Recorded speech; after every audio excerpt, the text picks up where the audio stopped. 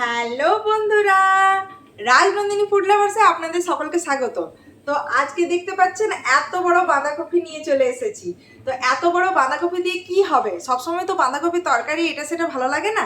তো বাচ্চারা খেতে যাতে পছন্দ করে সেই জন্য আমি টেস্টি ইয়াম্মি অ্যান্ড হেলদি বাঁধাকপির মোমো বাঁধাকপির পাতাগুলোকে এইভাবে আলতো করে এক এক করে এভাবে একটু সাবধানে করতে হবে।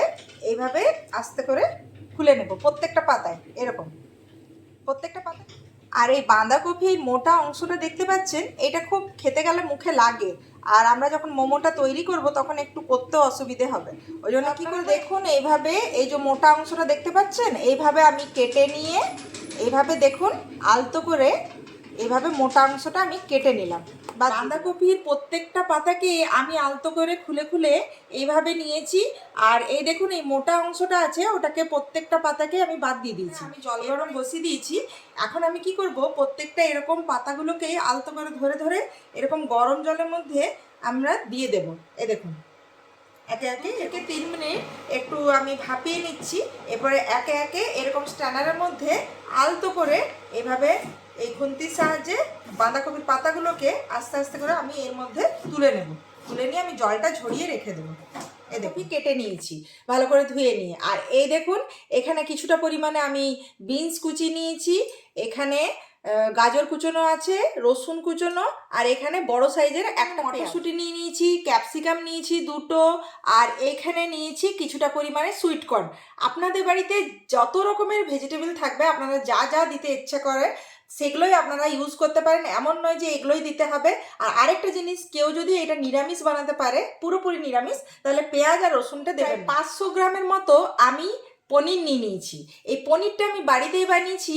তো আমি যেহেতু এটা আজকে একটু চিকেন কিংবা এগ কোনো ইউজ করব না, সেই জন্য আমি ভাবলাম একটু পনির ইউজ করা যায়। তো আপনারা এটা ইনক্লুড করতে পারেন, আবার মোমোতে নাও দিতে পারেন। তা বাড়িতে যদি ইচ্ছে করে আপনারা এইভাবে পনির দিয়েও বানাতে পারেন। তাহলে পনির মোমো। ইন্ডাকশন অন করে দেওয়া হয়েছে, আর এর মধ্যে দিয়ে দেব আমি 2 চামচের মতো সাদা তেল।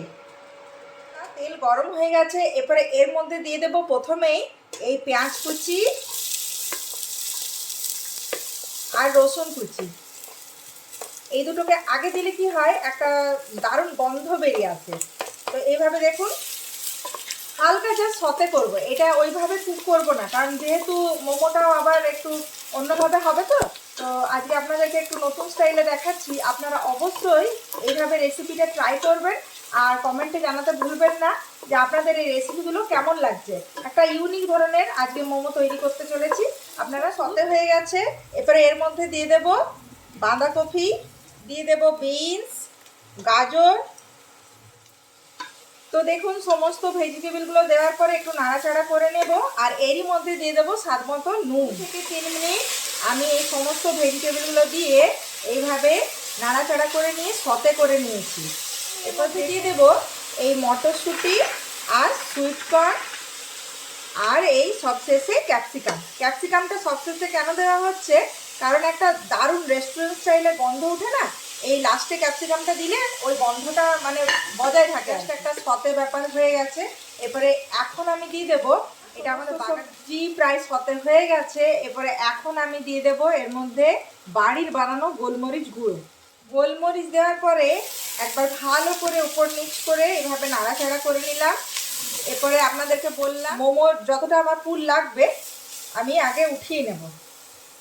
এই দেখুন, তো দেখতেই পাচ্ছেন বন্ধুরা, মোমো বানানোর জন্য যতটা পরিমাণে আমার পুর লাগবে এটা আমি একটা আলাদা জায়গাতে তুলে নিলাম, আর কিছুটা পরিমাণে ভেজিটেবল আমি এটাতে রেখে দিলাম। আমি এরপরে এটাতে স্যুপের রেডিটা করে নেব। স্যুপটাকে এরই মধ্যে রেডি করে নেব। তো আপনারাও যদি সময় বাঁচাতে চান, একই খাটালিতে দুটোর কাজই হয়ে যাবে, স্যুপও হয়ে যাবে আবার মোমোও রেডি হয়ে যাবে। তো এই দেখুন আমি যথেষ্ট পরিমাণে এর মধ্যে দিয়ে দেবো জল। এরপর এর মধ্যে আমি দিয়ে দেবো প্রায় হাফ চামচের মতো সয়া সস।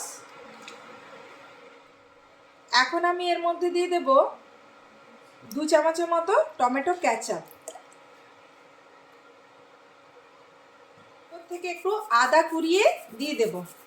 এই দেখুন আপনারা চাইলে আদা বাটাও দিতে পারেন। মধ্যে যেহেতু অনেকটা পরিমাণে জল দিয়ে দিয়েছি, এর মধ্যে আমি এখন দিয়ে দেব কিছুটা পরিমাণে নুন, কারণ স্যুপের মধ্যে এতটা জল দেওয়া হয়েছে। এখন আমি প্রায় 5 মিনিটের মতো এই স্যুপটাকে ঢাকা দিয়ে রান্না করে নেব। কিছুক্ষণ ধরে একদম টকবক করে ফুটছে আর খুবই খুবই সুন্দর একটা গন্ধ বেরিয়েছে। আর এখানে দেখতেই পাচ্ছেন স্যুপ কিন্তু রেডি। এই দেখুন, দেখতে পাচ্ছেন? এখানে মোমো করাটা একটু অন্য রকমের, কারণ কোনো বেলার কাজ নেই, কিছু নেই। তো চলুন, এরপরে আমি তো পুরটা আগে উঠিয়ে নিয়েছিলাম, ঠান্ডাও হয়ে গেছে। আর এখানে বাঁধাকপিটাও ভাপিয়ে নিয়েছিলাম, এটাও ঠান্ডা করে নিয়েছি। এরপরে এই দেখুন, বাড়ির একদম ফ্রেশ ফ্রেশ পনির বানিয়েছিলাম। এই পনিরগুলোকে আমি ইচ্ছে করে আগে দিইনি, কারণ পনিরটা যেহেতু বাড়িতে বানানো, এই জন্য আমি লাস্টে একদম উপর থেকে এইভাবে একটু হাতে চাপ দিয়ে এইভাবে আমি করে নিচ্ছি। তো এই দেখুন, দেখুন বন্ধুরা, পনির দিয়ে আমি মশলাটাকে রেডি করে নিয়েছি মোমো বানানোর জন্য। এরপরে একে একে এই যে ভাপানো যে বাঁধাকপি জল ঝরিয়ে রেখেছিলাম, এটাও বেশ ঠান্ডা হয়ে গেছে।